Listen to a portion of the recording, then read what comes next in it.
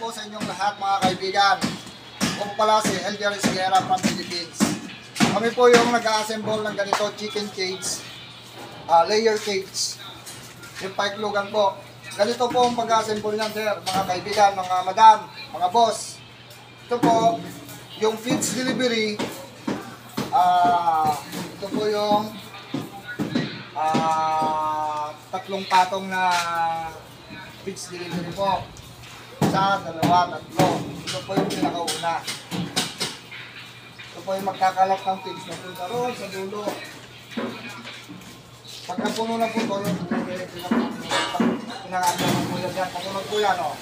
Tumatakbo na po yan. Yan, magkakalat na po yan ng feeds. Papunta roon sa dulo.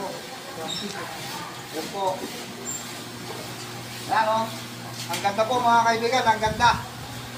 Kaya kung ako sa inyo mga kaibigan, mga boss, mga madam, magpa-assemble na kayo ng ganito. Yan po. Pare. Yan po. Yan. Yan mga madam, high top. Yan po, high top. Napakaganda po ng equipment ng high top mga madam, mga boss. Yan po. Yan po yung ginagawa namin. Oh. Babalik pa yan. Babalik pa po yan. Babalik.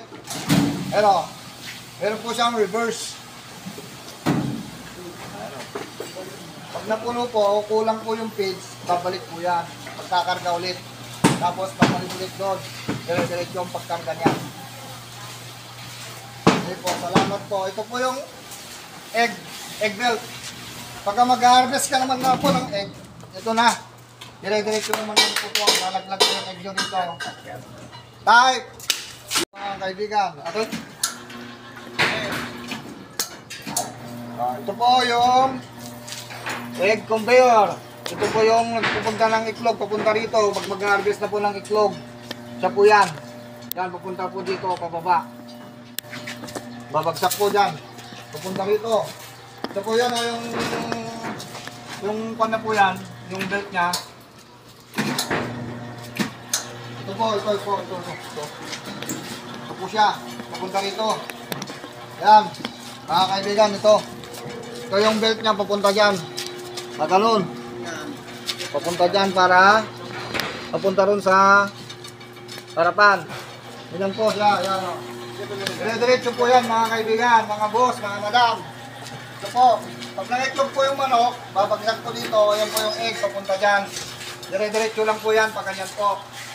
Kaya napakaganda po itong equipment ng high top mga madam, mga boss. Ito na po ang kunin nyo, equipment ng mga cage ng manok nyo po. Napakaganda to.